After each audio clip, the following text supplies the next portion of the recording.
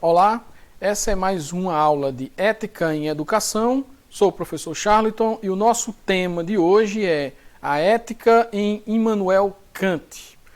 Kant nasceu em 1724 e foi até 1804. Esse é um dos maiores pensadores de todos os tempos, principalmente no que diz respeito à idade moderna. O que tem de inovador no pensamento de Immanuel Kant é que esse filósofo ele contribui enormemente para a filosofia e para as ciências, para o pensamento humano em todos os campos. Você pode se referir à questão política, à questão da própria ética, à questão do belo, da arte, da estética. Você pode se falar sobre a epistemologia, principalmente no que diz a respeito à epistemologia, que é o que vai influenciar todo o seu pensamento, é o que vai construir toda a sua dinâmica de pensamento. Então, Immanuel Kant é daqueles filósofos que é considerado como completo.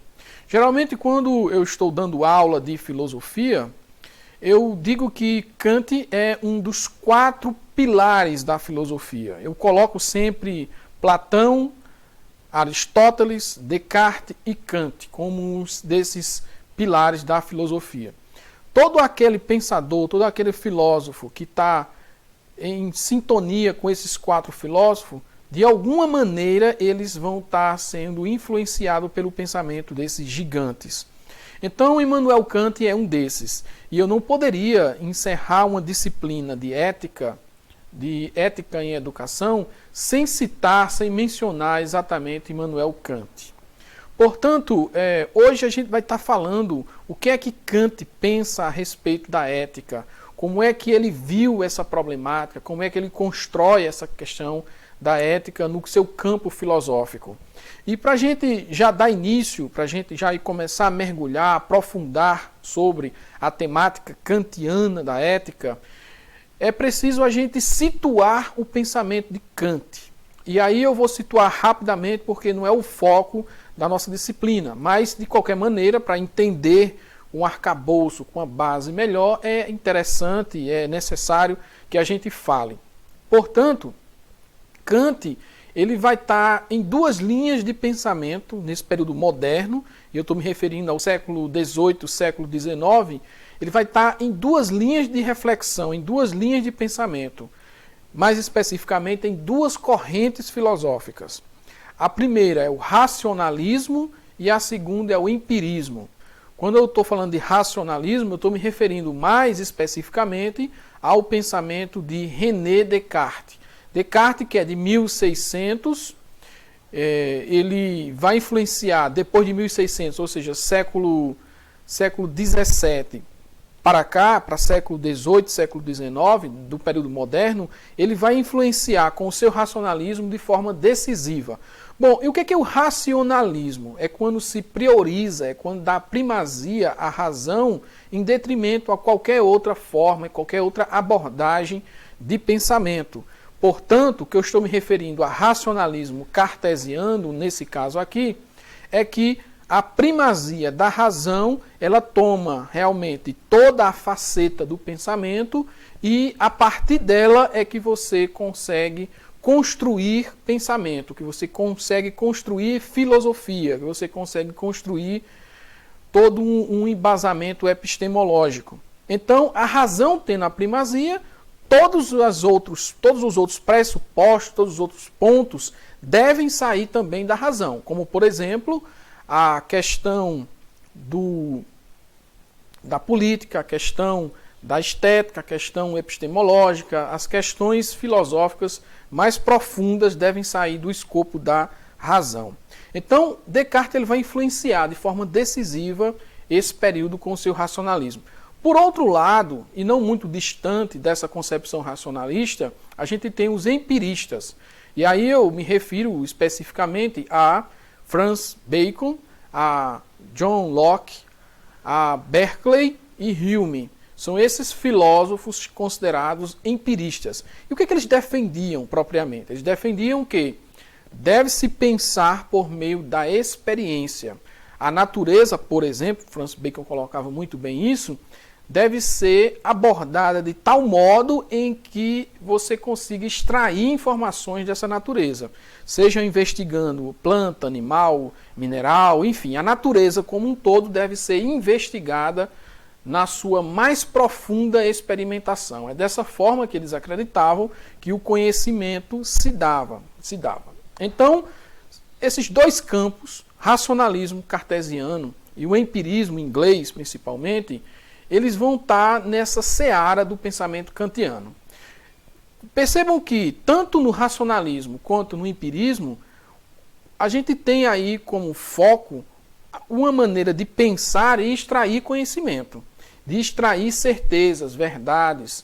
E aí Kant, ao perceber essa discussão entre um lado racionalistas e empiristas, ele vai dizer que antes de qualquer coisa é preciso dizer o que é a razão. Então é nesse sentido que ele vai escrever a sua obra mais importante, que é justamente a Crítica da Razão Pura, e é a partir dessa obra, a partir deste livro, desse pensamento crítico sobre a razão, que ele vai construir o seu embasamento filosófico. Por um lado, tentando dizer o que é essa razão que os racionalistas tanto defendem e também o que é essa razão que possibilita, a partir da experiência, conceber conhecimento. Para ele, tanto os racionalistas, de uma forma ingênua, simplista, cometem equívocos ao dizer que a razão é a única linha e que por ela é que vai se construir, daí vai se construindo todos os pressupostos da razão, como também os empiristas erram ao dizer que somente a partir da experiência que você adquire essas informações para o conhecimento. Então, o que é que ele quer? Ele quer, de fato, um estudo, uma pesquisa profunda sobre a razão, para poder realmente dar essa ferramenta a que a gente tem, enquanto seres racionais, a primazia de adquirir todo o conhecimento possível. Então, quando ele fala em crítica da razão pura, o que ele está dizendo, em linhas gerais, é que a gente deve buscar profundamente a ideia, o conceito e a certeza sobre isso que a gente chama de razão. Bom, dito isso, isso é, na verdade, a base, né, de toda a discussão. Dito isso, o que é que vai interessar para a gente aqui da disciplina de Ética em Educação, para que a gente comece a entender como é que funciona a ética de Kant? Evidentemente que, como ele quer essa ética justamente pautada numa certeza, numa profundidade, numa pureza da razão, tudo que vier também, a partir dessa razão, tem que vir também com esse filtro, tem que vir com essa certeza, tem que vir com essa profundidade, com essa pureza que Kant busca, almeja com relação à razão. Então, é nesse sentido que todo o pensamento kantiano vai ser construído. Verdades puras, verdades certas, verdades sólidas, conhecimento seguro, conhecimento sólido, a partir de uma razão que foi devidamente esmiuçada e que, a partir dessas reflexões, se descobriu os seus limites. Porque, segundo ele, a razão tem limite. Então, é preciso investigar essa razão para observar onde é que ela falha, onde é que ela tem certeza, quais são os seus paralelos de equívocos. Então, buscar exatamente esses limites. E na ética também não pode ser diferente. A ética, pensada pela razão pura, deve ser pensada, por sua vez, dentro desse limite. Qual é o limite da ética? Qual é o limite da moral? Como é que a gente constrói a ética? Como é que a gente constrói a moral? Como é que a gente pode ter certeza sobre os princípios éticos? Como é que a gente pode, a partir de uma visão epistemológica da razão pura, construir parâmetros também seguros para a ética segura, para uma moralidade segura? Porque muito se diz, muito se fala a respeito de ética, a respeito de moral, mas a gente sabe também que há uma certa flexibilidade ou relatividade quando se trata da subjetividade humana para lidar com as questões éticas, com as questões morais. Então, para que não ocorra justamente esses equívocos a partir de uma subjetividade, a partir de um delineamento puramente humano, no sentido dos equívocos gerais, Kant elabora um pensamento a partir dessa razão pura que nos dê condições de construir uma certeza ou princípios éticos também igualmente seguros, igualmente certos, assim como o exemplo da própria ciência e da própria filosofia. Então é nesse sentido que Kant vai trilhar a sua ideia, a sua filosofia, o seu pensamento da ética. Uma ética pura, uma ética certa, uma ética que nos dê realmente certeza sobre as nossas ações, sobre o nosso agir. Agora, a partir dos próximos slides, a partir dos próximos pontos, a gente vai mergulhar melhor nessas questões. Então, partindo já para o próximo ponto, então, o que é que Kant pretende com a sua questão moral? Na verdade, com a sua questão ética.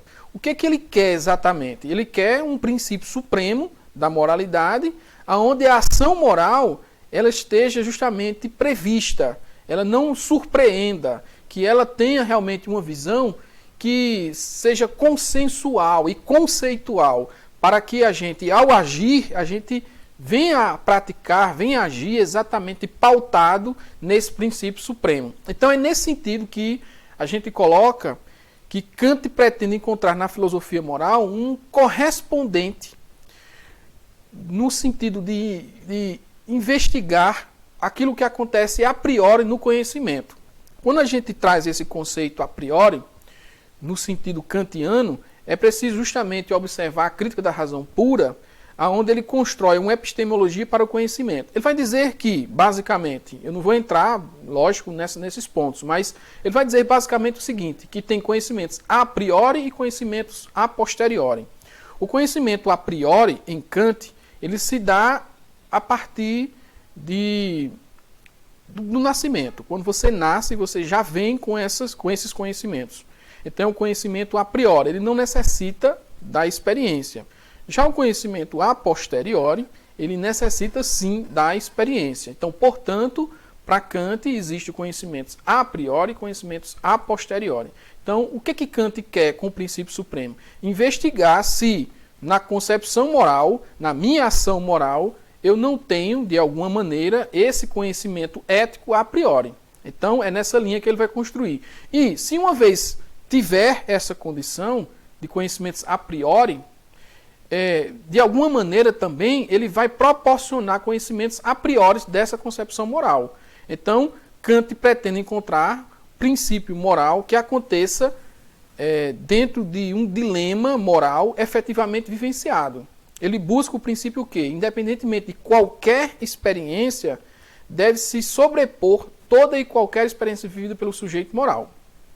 Então, veja, é justamente o conhecimento a priori. O conhecimento a priori, ele se dá independentemente das experiências. Dessa maneira, Kant considera que, ao dizer, ao delimitar, ao formatar a ideia, o conceito, o entendimento sobre esse conhecimento moral a priori, teríamos, portanto, também em nossa prática, em nossa ação, o conhecimento a priori conceitual.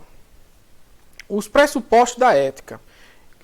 Claro que sempre vai por essa linha, que é a dupla dimensão humana, que fica sempre entre o individual e o social, ou seja, entre o particular e o universal. Tem uma frase de Hegel que diz assim, o desejo de reconhecimento, que é justamente o indivíduo, quando está no âmbito social, ele deseja ser reconhecido de alguma maneira. Ele deseja que as suas ações, de alguma forma, ele marque o outro. Então, é nesse sentido que Humberto Eco vai dizer que a dimensão ética começa quando entra em cena o outro. O outro é justamente o aflorar das minhas ações. É dali que parte as minhas ações, o meu agir. Então, toda lei moral ou jurídica regula ações interpessoais. É uma condição fundadora. É o outro, é o seu olhar que nos define e nos forma.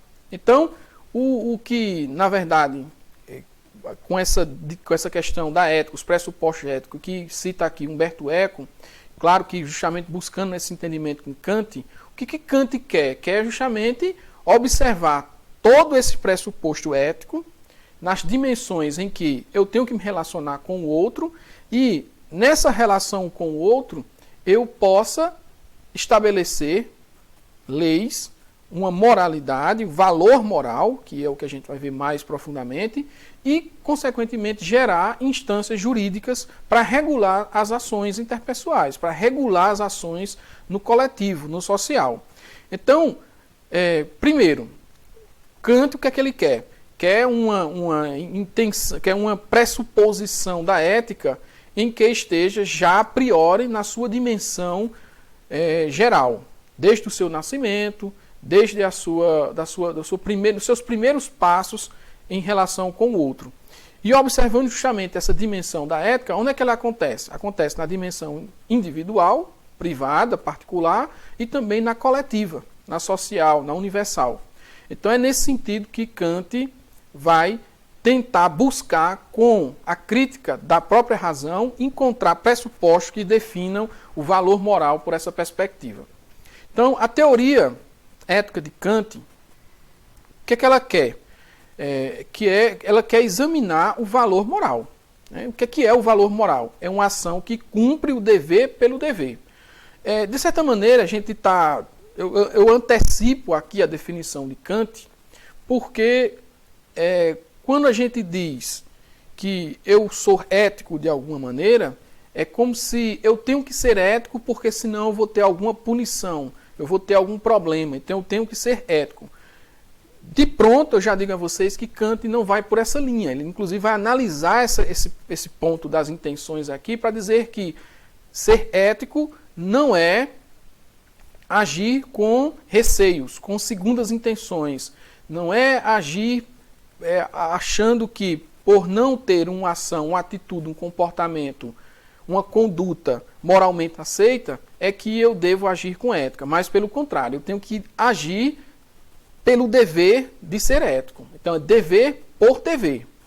Então, cumpre o dever sem segundas intenções. Deveres como não matar inocentes indefesos, não roubar ou não mentir, deve ser cumprido, porque não os respeitar é absolutamente errado. Então, é por dever e não por uma simples segunda intenção, por algo que possa nos acontecer, sei lá, de repente algum castigo, alguma coisa nesse sentido, uma punição jurídica, uma punição pelo poder de polícia, pelo Estado. Então não é por medo do Estado, não é com medo da polícia, não é com medo da lei, não é com medo de um aspecto religioso, não é com medo dos olhares da sociedade.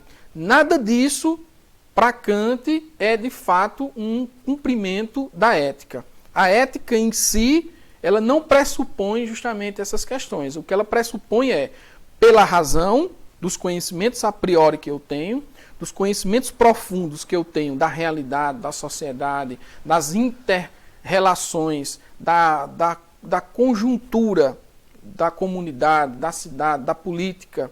Então, eu entendo todo esse entendimento, e aí de forma autônoma, que eu vou chegar lá também no ponto autônomo, de forma autônoma eu decido agir de forma ética.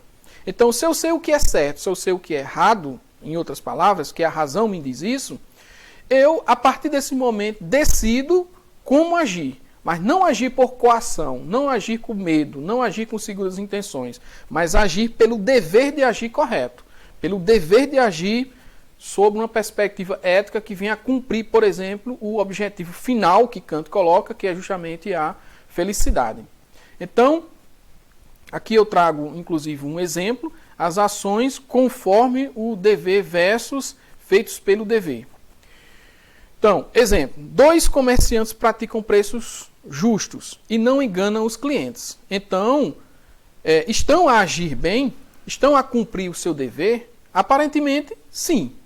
Só recapitulando, né? Exemplo, eu tenho 2 comerciantes, os 2 praticam preços justos. Não estou dizendo aqui no exemplo que eles praticam coisas erradas, mas praticam preços justos. Então, a pergunta é, estão a agir bem? E se estão a agir bem, estão a agir eticamente correto. O valor moral aqui está sendo cumprido. Então, o dever aqui está aparentemente correto. Mas suponhamos o seguinte, um deles, João, um nome aleatório, não aumentou os preços apenas porque tem receio de perder clientes. O seu motivo, para Kant, é egoísta. Por quê? Porque ele não aumenta o preço simplesmente porque ele tem uma razão pessoal. E a razão pessoal nesse sentido aí não é porque vai tornar a sociedade melhor, não é porque é correto simplesmente. É simplesmente porque se ele aumenta o preço demais, é injusto o preço, ele pode perder cliente. Então é um motivo egoísta.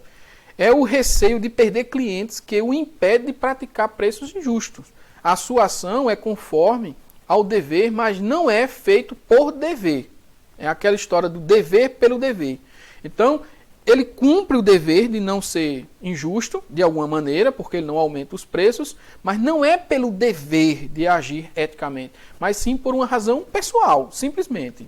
Então, suponhamos o segundo. Suponhamos que agora o outro comerciante, Vicente, não aumenta os preços por julgar que a sua obrigação moral consiste em agir de forma justa.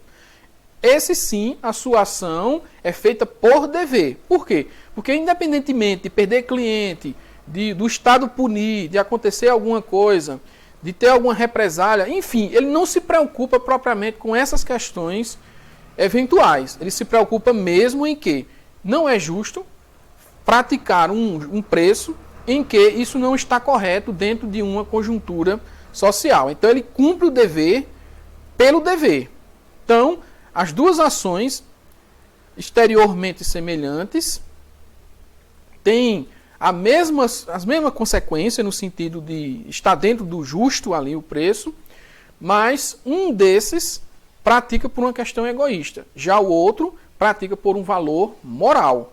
Então, há uma diferença para Kant brutal entre essas duas ações. Um age por questões subjetivas, pessoais, algo que diz respeito unicamente a ele e que isso não é propriamente um dever ético. Mas já o outro, por atender a uma questão que diz respeito a toda uma vivência, uma conjuntura, uma análise, uma condição racional pura e verdadeira, esse sim torna-se, no sentido do dever, de cumprir esse dever da moralidade, um valor realmente máximo dentro da conjuntura da ética. Então, esse valor moral, ele tem extrema relevância para Kant na questão da convivência. Então, a ética kantiana tem uma relação com o conhecimento. Percebam que, todo momento eu estou falando que, ao examinar com a razão pura, ao examinar com os preceitos dos conhecimentos a priori que se tem, das estruturas mentais do intelecto, como é colocado, é que o indivíduo vai agir. E ele age não atendendo muitas vezes às questões emotivas, subjetivas, mas age dentro de uma conjuntura epistemológica, dentro de uma conjuntura realmente em que o conhecimento verdadeiro, o conhecimento pautado no correto, dentro de uma análise maior, dentro de uma análise científica da ética, é que faz com que ele venha a agir. Então é nesse sentido que Kant constrói toda a sua perspectiva ética.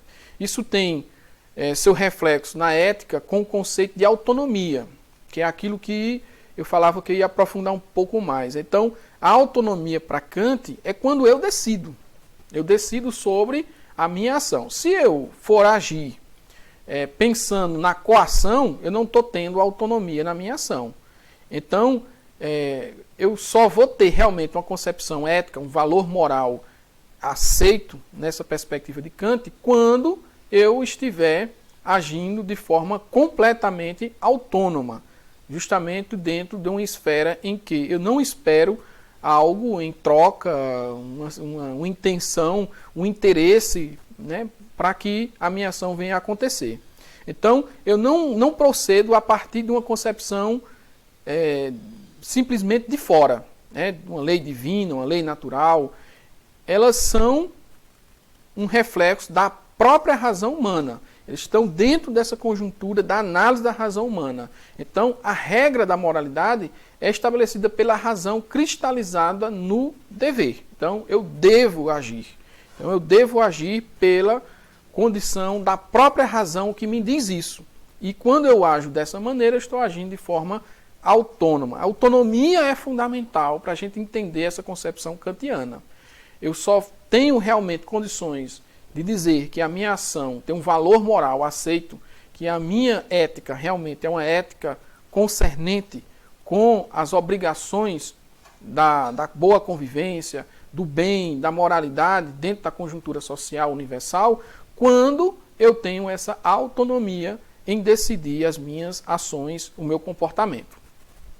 Então, é por isso que se diz que Kant constrói uma ética deontológica. Deontologia quer dizer um conhecimento, uma ciência dos valores. Então, o que é que a ética, nesse caso aqui, ela está estudando enquanto objeto de análise, objeto científico? Ela estuda são os valores da moralidade. Então, qual é o valor máximo para Kant? O valor máximo para Kant, nesse caso aqui, é justamente agir de tal modo que a minha ação seja, primeiro, autônoma, ou seja, eu não estou sendo coagido, eu não tenho segundas intenções, eu não estou sendo condicionado por alguma perspectiva geral, mas eu estou agindo de forma muito independente para o meu comportamento. Então é nesse sentido que se fala que Kant constrói uma ética deontológica, uma ética do valor moral, de uma ação que reside em si mesma e não nas suas consequências. Eu não estou pensando no que vai acontecer comigo.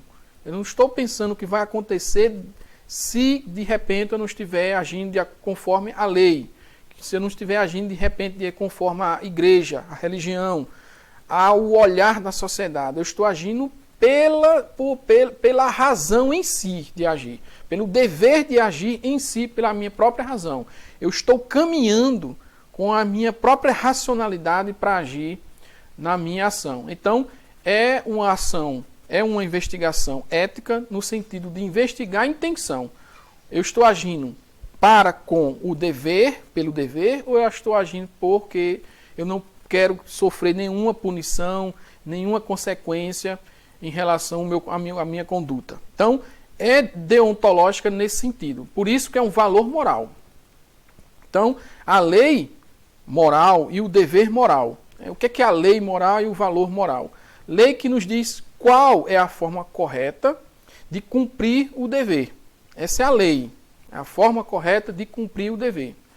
E o princípio ético fundamental que exige que eu cumpra o dever por dever, sem qualquer outra intenção ou motivo, como a gente já tocou bastante. Então a lei vai dizer o seguinte: não mate, porque se você matar, você vai ser preso, passar 10 anos na cadeia, 20 anos na cadeia, porque você matou. Não roube, porque você, se roubar, vai ser punido de alguma maneira. Então, o indivíduo, com medo de não ser preso, com medo de repente ter uma represália pela sociedade, ele não age por aquele sentido. Está sendo cumprido de alguma forma, como o exemplo anterior que eu dei, está sendo cumprido. As pessoas não estão matando e não estão roubando pela força da lei, né? Pela força da punição, pela força da consequência. Mas não é propriamente pelo fundamento ético. A ética vai em outro sentido. A ética vai dizer que eu devo agir conforme o dever, de agir pelo que é correto, sem qualquer intenção, sem qualquer motivo aparente. Então, norma geral de natureza puramente racional, nesse caso, que exige que a vontade domine as inclinações sensíveis, desejos, interesses e sentimentos, e cumpra o dever de forma pura. Lembrando da crítica da razão pura de Kant. Por isso que ele queria, lá no início da aula eu falava, que ele queria uma razão pura, examinada, os limites da razão. O que a razão é mesmo, na sua essência. Então, quando ele examinou, escreveu o livro, a obra, a Crítica da Razão Pura, ele queria exatamente dizer nesta linha. E quando ele atrela isso à questão da ética, ele também quer que a gente venha a agir baseado nessa razão pura, nessa razão com limites, nessa razão em que foi esmiuçada, delimitada, realmente pensada como é que ela funciona, o que é que ela é na sua essência. Então, a nossa ação deve ser puramente racional. Ela deve exigir um comportamento dentro do dever, pautado justamente nessa ética do dever. Bom, então é uma ética que está relacionada à racionalidade autônoma, como já foi colocado, que se dá sua própria lei se manifesta no campo da ética através do dever.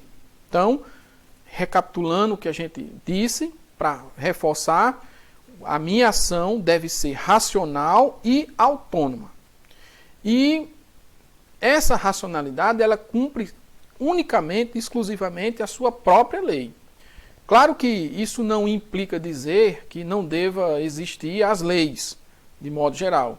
A lei, ela deve existir, até porque ela é pensada também de forma racional, ela é para estruturar, para organizar a sociedade. Mas, no sentido da ética pura, no sentido da ética essencial, o que Kant está dizendo é que toda a ação ela deve ser racional e autônoma, pautado justamente numa condição em que me faça agir pelo dever, e não simplesmente porque tem uma lei. Um exemplo prático com relação a isso.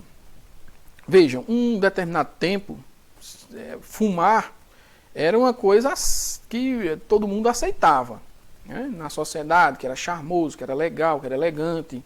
Depois, com o avanço da ciência e tudo mais, descobriu que o fumar, o cigarro, o tabaco, ele tinha um efeito nocivo à saúde, causava câncer, derrame, enfisema pulmonar, enfim, uma série de problemas de saúde. E aí começou os governos, de modo geral, no mundo, a proibir o indivíduo que fuma em locais públicos, ou em locais que tenham criança, grávidas e tudo mais, né? Bom, em algum momento foi necessário criar lei natural, no caso, lei positivada, até, para que venha a coagir esse indivíduo. Se fumar, vai ser punido.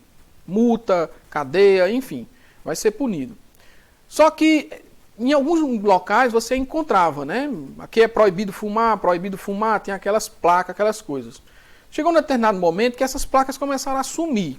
E as pessoas, por sua vez, não estavam mais fumando em locais públicos. Pelo menos alguns. Não, a sua esmagadora maioria não estava mais fumando em locais públicos. O que aconteceu ali? Para Kant, no primeiro momento, o indivíduo estava obedecendo à lei e estava sendo cumprido o objetivo, que era não fumar na presença de crianças, de grávidas e pessoas não fumantes, para não aumentar o problema de saúde. Então a lei veio para isso. Quando saiu a placa, quando saiu esse poder de coação do Estado, o indivíduo começou a agir pelo dever. Ele não precisa mais da placa para saber que ele não pode fumar perante criança, perante grávida, perante pessoas não fumantes, em locais públicos principalmente, fechados principalmente. Então, houve aí uma transformação do valor moral, que é agora, ele age por dever. Não é porque vai ser punido, não é porque tem uma lei, não é porque tem alguém olhando, não é porque ele vai ser preso, não é por isso. Mas ele fica constrangido simplesmente em estar fumando naquele local porque sabe que, de alguma maneira, a sua consciência moral não permite. É evidentemente que muitos vão transgredir isso, muitos não vão estar ainda nessa construção autônoma, nessa construção educativa, mas, de uma maneira geral, funcionou a transformação da lei. Então, a lei moral é para Kant, que ela deve ser, nesse caso, universal e necessária, pois o seu fundamento não poderia ter sido tirado da experiência onde existem muitas inclinações e desejos contraditórios. Então percebam que aquela crítica que ele faz lá ao empirismo, né? Todo conhecimento descende da experiência, para ele é um problema, porque tem que examinar realmente o que é a razão. E por outro lado também não é simplesmente dizer que é racional, pelo racionalismo, mas é pensar puramente o que é a razão. Então a razão para Kant, ela nem pode estar amparada unicamente na experiência e nem unicamente na questão da racionalidade. Ela deve estar pautada numa condição universal, necessária, onde se perceba justamente os limites dessa razão, a razão em que vai me dizer de forma livre, autônoma, independente, como eu devo agir. Então, a lei moral fundamenta-se na liberdade e na razão autônoma. Então, são esses pontos que a gente tem que frisar aí, em letras garrafais. A lei moral, para Kant, fundamenta-se essencialmente na liberdade, que é justamente na autonomia que o indivíduo tem, quando ele ganha essa autonomia, e, consequentemente, nessa razão, uma razão igualmente autônoma, onde ela tenha condições realmente de dizer como deve se comportar, como deve agir. Então, esse dever aí é completamente livre. Então, no homem, a lei moral afirma-se como um dever e assume a forma de imperativo categórico. Essa palavra aí, imperativo categórico, é importante a gente frisar e entender o que é um imperativo. Imperativo é uma determinação, é uma lei. O que é a categoria? Categoria é quando há etapas para serem cumpridas. Então, é uma lei por etapa para ser cumprida. Onde? No valor moral. É uma lei moral. Então, eu tenho o dever imperativo, categórico, de agir moralmente. Como? Ela vai ser imperativo categórico quando ela assumir justamente a condição de universalidade e necessidade. Por exemplo, para a gente entender o que é o imperativo categórico, se eu pratico os preços de forma injusta, aquele exemplo que eu dei lá no começo, se eu sou comerciante e pratico os preços de forma injusta, eu estou dizendo para todos os comerciantes da minha localidade e do planeta que também eles têm o direito de agir de forma injusta, colocar seus preços e lucrar aí em cima das pessoas de forma completamente injusta. Então, caso eu não queira que isso ocorra, inclusive comigo, eu devo agir de uma outra forma. De que maneira? Agir de tal modo em que a minha ação se torne exemplo, se torne uma lei. Essa lei deve ser universal e necessária. Então, essa lei é uma lei moral. É uma lei em que a ética define que não deve ser realizada. Então, é aquela história do comerciante, do segundo comerciante. Ele não agiu, não é porque os clientes iam fugir, mas é porque ele sabe que o justo, em termos de venda, de prática comercial, era aquele. Então, ele está dentro de uma lei moral, de um valor moral, que ele sabe que é necessário e que é universal para que todos sigam o mesmo exemplo. Que, inclusive, pode ser aplicado em qualquer lugar. Porque, de repente, veja o seguinte, o que é que pode acontecer? Se eu pratico um preço injusto e sou comerciante, eu posso, de repente, querer fazer uma compra em outro estabelecimento comercial e também ser ferido por um preço injusto. Então, qual a moral que eu tenho de reclamar daquele preço se eu pratiquei da mesma forma? Se eu cometi a mesma incoerência moral? Então, para Kant, é extremamente necessário dar o exemplo, ter o dever de mostrar o que é o correto na sociedade. Então, é nesse sentido, é nessa linha que a ética kantiana ela se estabelece de uma forma universal e necessária para que aconteça de fato, dentro da sociedade, uma prática da moral dentro de padrões racionais autônomos, mas que consiga, de fato, organizar e sintetizar os comportamentos das pessoas dentro de um imperativo categórico. Então, vamos ver a diferença justamente da vontade autônoma e a vontade heterônoma que Kant coloca. A vontade autônoma é quando ela cumpre o dever pelo dever. É uma boa vontade. Então eu não espero nada, eu não estou querendo nada em troca, eu não tenho interesse.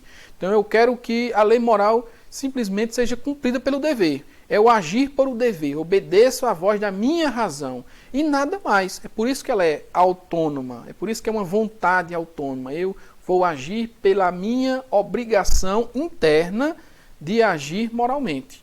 Então, é dessa maneira que ela é racional, autônoma, e a minha vontade ela vai agir de uma forma em que não vai haver prejuízo dentro de uma condição ética para a construção de uma boa convivência. Então, a vontade heterônoma é uma vontade que não cumpre um dever pelo dever. Não é uma boa vontade. A rigor, no sentido ético, não é uma boa vontade. Então, o seu cumprimento do dever não é motivo suficiente para agir tendo de se invocar razões externas, como o receio da consequência, o temor a Deus, da polícia, do Estado, aquele exemplo que eu já falei para vocês. Então, a vontade submete-se à autoridade, que não é a razão, né? Então, essa diferença básica que a gente tem que perceber aqui na ética kantiana.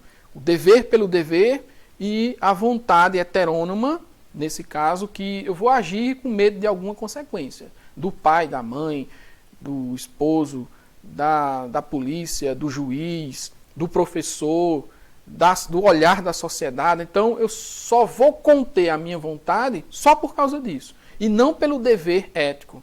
No caso da vontade autônoma, diferente. Eu vou agir porque eu acredito que deve ser dessa maneira. Racionalmente, eu estou convencido que é o melhor, é o justo, é o necessário, é o exemplo, é de fato uma vontade boa. Então, vontade autônoma e vontade heterônoma tem essa diferença básica que corresponde necessariamente dentro da questão do valor moral kantiano e da ética kantiana. Então, a teoria ética de Kant, quando é que a intenção tem um valor moral ou é boa? Né? Quando é que isso acontece? Quando o propósito do agente é cumprir o dever pelo dever. Então, é isso que deve ter em mente. O cumprimento do dever é o único motivo em que a ação se baseia. O exemplo, inclusive que a gente já colocou, não roubar porque esse ato é errado e não porque pode ser castigado. Não porque você pode ser preso, não porque você pode ter a mão decepada, o olhar da sociedade. Não, você não vai roubar porque você sabe, racionalmente, de forma livre, autônoma, que esse é um ponto errado, que isso é uma ação errada. Então, é isso que determina o valor moral de Kant. Esse é o dever, é de cumprir o dever pelo dever. Então, a lei moral e o dever, né? Ouvir a voz da lei moral é ficar a saber como cumprir de forma moralmente correta o seu dever. Essa lei diz de forma muito geral o seguinte: deves em qualquer circunstância cumprir o dever pelo dever. Essa exigência é um imperativo categórico ou absoluto, porque não se subordina a qualquer condição. Eu vou dar um outro exemplo que inclusive tem no livro de Kant, que é chamado Crítica da Razão Prática, que é justamente onde está toda essa teoria que eu estou descrevendo aqui para vocês. Kant faz a seguinte indagação: você tem um amigo de longa data, de infância, digamos assim, que você gosta demais desse amigo. Você foi para uma linha na sociedade e seu amigo foi por outra linha na sociedade. De repente, você está em sua casa, esse amigo praticou um crime e ele bate na sua casa querendo se esconder. E aí, você, naquele dilema, seu amigo, a polícia está procurando ele pode ser punido, pode ser castigado, as pessoas podem matar ele, inclusive. E você diz assim: esconder ou não esconder? Aí você resolve esconder, né? Então você esconde. Já foi uma ação que para Kant não seria uma ação boa, é uma ação equivocada. Mas de repente, ele está lá escondido e a polícia bate na sua porta. E aí a polícia pergunta: fulano está na sua casa? Ele se escondeu, ele veio para a sua casa? E aí entra justamente a questão da lei moral kantiana, do dever pelo dever. Você vai dizer que o seu amigo está escondido ou você vai guardar o seu amigo? Você não vai dizer e vai descumprir, digamos assim, essa verdade. Para Kant é muito claro, né? Você deve dizer a verdade. Você deve dizer que o seu amigo se escondeu, que o procurou, que ele está na sua casa. E por que você deve fazer isso? Porque é o correto. E não é porque a polícia de repente vai lhe implicar, não é porque o Estado vai lhe castigar, não é porque as pessoas vão falar que você escondeu, não é por isso. Mas simplesmente porque é o correto a fazer. É dizer que o seu amigo está lá escondido e você vai entregá-lo às autoridades. Então, deves em qualquer circunstância cumprir o dever pelo dever. Isso é ter, de fato, o valor moral, segundo Kant.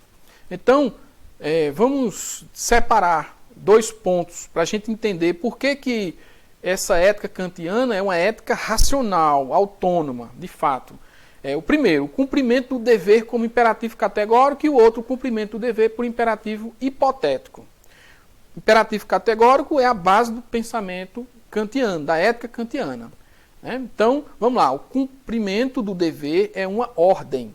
não condicionada pelo que de satisfatório ou proveitoso possa resultar do seu cumprimento. Então, isso é um imperativo categórico. É o dever, é uma ordem não condicionada. Então, a palavra imperativo quer dizer justamente isso, é uma obrigação. Com a palavra categórico, Kant está se referindo a obrigações absolutas que temos sempre. Então, é categórico nesse sentido, que eu tenho sempre que cumprir, que eu tenho sempre que obedecer. Mas obedecer de uma forma em que eu não leve proveito. Do contrário, seria um imperativo hipotético. O cumprimento do dever é uma ordem condicionada pelo que de satisfatório ou proveitoso possa resultar no seu cumprimento. Por exemplo, entregar ao meu amigo, porque eu sei que entregando eu não vou ter nenhum problema, nenhuma implicação com a polícia. Então, eu entrego, por quê? Porque eu, de alguma maneira, vou levar proveito, eu vou ter um resultado satisfatório, que é continuar sem nenhuma implicação jurídica, sem nenhuma implicação com o Estado. Esse é o imperativo hipotético. A palavra imperativo quer dizer justamente obrigação. Com a palavra hipotético, Kant está se referindo às obrigações que adquirimos apenas na condição ou hipótese de termos um certo desejo, um certo projeto, mas nem sempre, né? Então, é nesse sentido que o hipotético ele é diferente do categórico. E para Kant, o correto é o categórico. Então, a ética do dever ser em Kant. Aí tem uma frasezinha para a gente refletir. A moral propriamente dita não é doutrina que nos ensina como sermos felizes, mas como devemos tornar-nos dignos da felicidade. Então, o que Kant está querendo dizer, né, nesse trecho, nessa frase aí, é que a ética ela nos proporciona uma dignidade de felicidade pelo dever de fazer a coisa correta. E não é simplesmente uma doutrina para nos, digamos, para nos balizar, para nos orientar. E de repente, não seguindo essa orientação, não seguindo esses preceitos, eu tenha de alguma maneira algumas implicações ou algumas vantagens, alguns proveitos. Mas simplesmente é para que, de uma forma autônoma, livre, onde as pessoas são racionais, da pura racionalidade, agir pela boa ação, agir pela boa conduta, agir pelo imperativo categórico, agir pela uma condição moral em que a sociedade se paute e sirva de exemplo universalmente e necessariamente. Então é nesse sentido que a ética de Kant é do dever ser. Então eu devo ser desta forma, eu devo agir desta maneira. Por quê? Porque simplesmente é o certo a fazer, é o correto a fazer. A gente tem alguns exemplos de pessoas até simples que às vezes agem de uma forma como Kant descreve aqui e outras não. Certo dia aí eu vendo uma reportagem, eu vi que uma pessoa nessas questões de auxílio que está sendo colocado agora no período de pandemia, achou R$600 e mesmo ela sendo pobre, mesmo ela precisando dos R$600, ela se sentiu na obrigação de procurar a pessoa dona do dinheiro e devolver.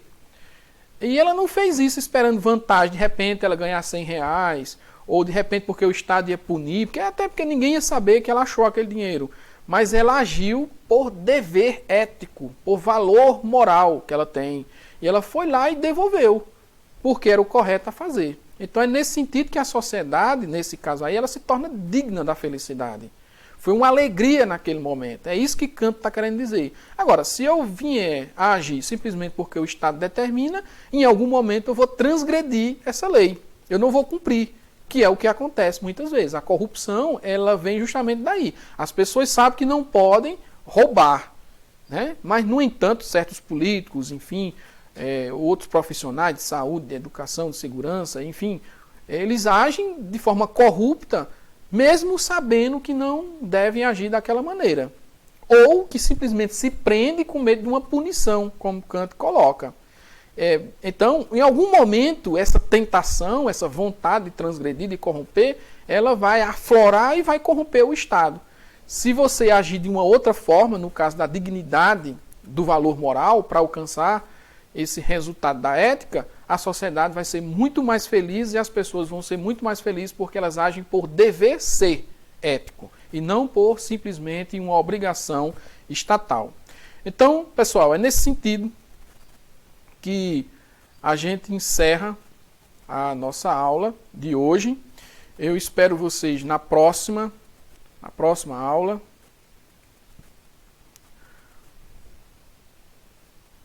Eu espero vocês na próxima aula. Deixa eu só fechar aqui. Estou fechando. Pronto. Eu espero vocês na próxima aula. Agora sim, finalizando. Que eu acredito que, na verdade, não é próxima aula, né? Já é a nossa avaliação. Eu vou passar simplesmente assim, uma atividade para a gente refletir e concluir essas atividades todas, né, que a gente vem desenvolvendo, essas aulas todas que a gente vem desenvolvendo. Então, é isso. Até uma próxima oportunidade e um grande abraço.